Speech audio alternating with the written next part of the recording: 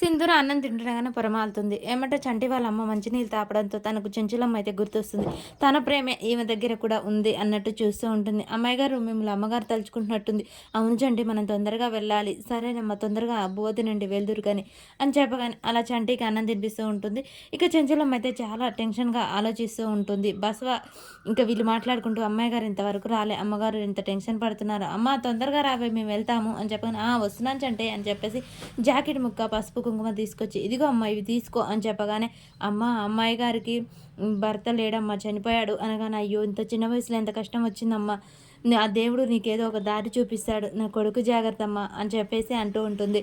మా మా అత్తయ్య గారికి, మామయ్య గారికి చంటి అంటే చాలా ఇష్టం. చాలా ప్రేమగా చూసుకుంటారు. ఇక మేము వెళ్ళొస్తామండి అని చెప్పేసి చెప్పి ఇంటికి వస్తూ ఉంటారు. ఇక ఇక్కడ ఉన్న రేణుక, భవతి వీళ్ళందరూ చెవులు కొరుక్కుంటూ ఉంటారు. అసలు ఆ చంటిగాడు ఎంత మోసం చేశాడో వదిన నేను ఇలా అనుకోలేదు. వాడు మంచితనమే వాడిని మోసం చేయించేలాగా చేసింది. అమ్మాయిని నమ్మించి తీసుకెళ్ళాడు. బాగా తీసుకెళ్ళాడు. కానీ దాన్ని తీసుకెళ్ళి ఒక నైట్ మొత్తం అంత ఉందంటే ఏమనుకోవాలి? వాళ్ళు లేచిపోయారనే అనుకోవాలి కదా! మన పీడ విరగడయింది. కానీ ఆ చంటిగానికి 2 మొఖాలున్నాయి. మంచితనం, ఇక ప్రేమ అని నటించాడు. ఇప్పుడు బాగా చేశాడు. చెంచలం వదిన తిక్క కుదిరిచ్చాడు అని చెప్పేసి వీళ్ళందరూ శంకలు గుద్దుకుంటూ ఉంటారు.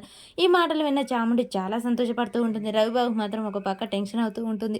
సింధూర ఎక్కడ ఇంటికి వస్తుందో, ఇక చెంచలంకి ఎక్కడ నిజం చెప్తుందో అని చెప్పేసి కంగారు పడుతూ ఉంటారు. అయ్యో గట్టిగా అరవకండి.